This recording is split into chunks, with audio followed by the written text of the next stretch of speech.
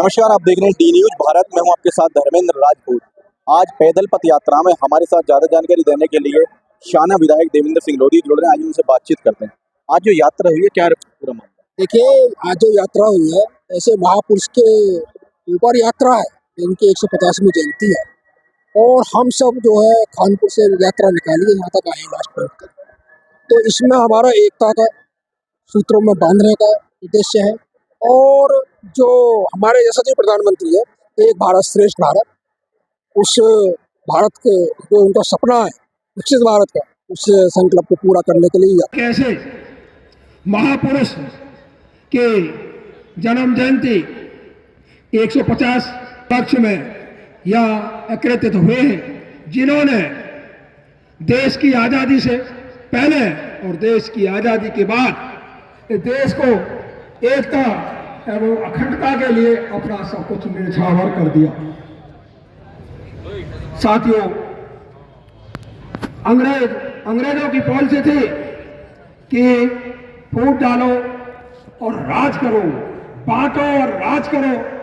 इस पॉलिसी से उन्होंने 200 साल हमारे देश पर राज किया कि आपस में विभाजन, हर एक स्तर पर विभाजन है और उस विभाजन के कारण उन्होंने भारत के कई टुकड़ों में बांटने की एक साजिश रची। जब यह देश आजाद हो रहा था और अंतिम फॉर्मली चर्चाएं हो रही थी, तो भारत के अंदर देसी विरासतें हैं, उनको उन देसी विरासतों को इतनी छूट होगी कि वो चाहे तो वो भारत में रह सकते हैं, वो चाहे तो वो पाकिस्तान में जा सकते हैं और वो चाहे उनकी मर्जी हो तो वो अपना अलग अस्तित्व बनाकर भी रह सकते हैं। इसके पीछे अंग्रेजों की मंशा थी कि भारत एक ना हो जाए। यदि भारत एक हो जाएगा तो बहुत जल्दी दुनिया की इतनी बड़ी शक्ति बन जाएगा। इस भय से हमारे देश को अंग्रेजों ने विभिन्न टुकड़ों में बांटने की योजना बनाई। लेकिन साथियों, दुर्भाग्यपूर्ण विभाजन के उपरांत और स्वतंत्र भारत जो हमें प्राप्त हुआ, उस भारत में सौभाग्य से उस भारत के गृह मंत्री, उस भारत के उप प्रधानमंत्री के रूप में सरदार वल्लभ भाई पटेल जैसे विराट व्यक्तित्व भारत को मिला, जिन्होंने अपनी दिव्य दृष्टि के द्वारा, जिन्होंने अपनी कूटनीति के द्वारा, अपनी सूझबूझ से इस देश की 362 रियासतों को एक सूत्र में बांधकर भारत को मजबूती प्रदान करने का काम किया। लेकिन साथियों, उस समय 2 रियासतें गुजरात राज्य की जूनागढ़ और जो हैदराबाद प्रदेश की, आंध्र प्रदेश की हैदराबाद रियासतें, ये ऐसी रियासतें थी जो भारत गणराज्य में शामिल होने में आनाकानी कर रही थी।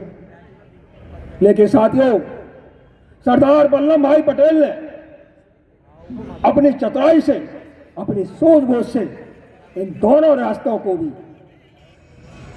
भारत गणराज्य में का हिस्सा बनाया। साथियों, आज जो हम हिंदुस्तान का नक्शा देख रहे हैं, आज जो हम भारत का स्वरूप देख रहे हैं, यह जो भारत की हम एकता देख रहे हैं, पूर्व से पश्चिम तक, उत्तर से दक्षिण तक, यह सरदार वल्लभ भाई पटेल के कारण है। और इसीलिए उनकी कृतज्ञता ज्ञापित करने के लिए उनकी जन्म जयंती को हमारे देश के यशस्वी प्रधानमंत्री जी ने राष्ट्रीय एकता घोषित किया। साथियों, हमारे देश के यशस्वी प्रधानमंत्री जी सरदार वल्लभ भाई पटेल जी के सपने को पूरा करने में लगे हुए। भारत एक हो, भारत एक रहना चाहिए। उन्होंने नारा भी दिया है, एक भारत श्रेष्ठ भारत। और साथियों, उन्होंने कहा भी है, एक रहोगे तो सेफ रहोगे, बटोगे तो कटोगे। साथियों, हमारा संकल्प है, भारत माता मुस्कुराए हमारा संकल्प है, हम सब पूरा देश एक साथ मिलकर रहें, एक साथ मिलकर चलें। हमारा देश सरदार वल्लभ भाई पटेल के सिद्धांतों पर चलने वाला देश है। हमारा देश महापुरुषों के आधार पर चलने वाला देश है। और इसीलिए हमारे देश के यशस्वी प्रधानमंत्री जी के नेतृत्व में आज भारत की अर्थव्यवस्था बहुत तेजी से बढ़ रही है। 12वें नंबर से 4थे नंबर पर अर्थव्यवस्था आ गई है और बहुत जल्दी भारत की अर्थव्यवस्था 3रे नंबर पर होने वाली है। स्वदेशी का सपना ये श्रेष्ठ भारत होगा जब हम सब मिलकर रहेंगे।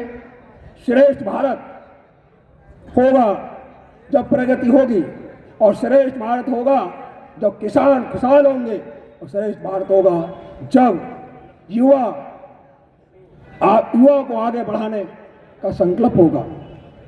साथियों, हमारे देश के यशस्वी प्रधानमंत्री जी का संकल्प है 2047 तक भारत विकसित हो।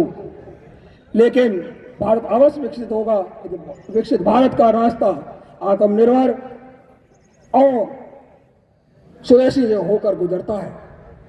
आप सभी से मेरा अनुरोध है कि आप सभी सरदार वल्लभ भाई पटेल जी के बताए हुए मार्ग पर चलें, उनके सिद्धांतों पर चलें।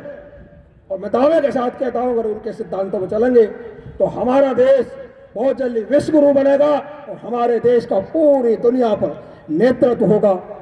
अधिक समय न लेते आपको तो अपने आसपास की हर छोटी बड़ी खबर को देखने के लिए चैनल को सब्सक्राइब करें, लाइक करें, शेयर करें और बेल आइकन दबाना बिल्कुल ना भूलें।